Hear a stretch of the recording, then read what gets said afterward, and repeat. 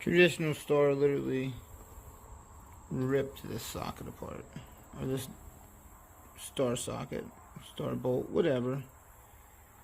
We're going to extract it with this here grip edge RPT Torx T30. Stay tuned.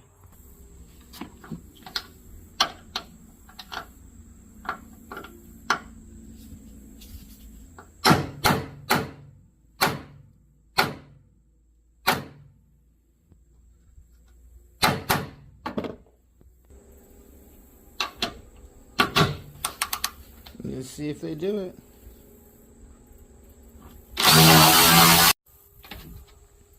So now we got it out, folks. As you see, that is the RPT T30 Star driver. Look at how destroyed that fastener was.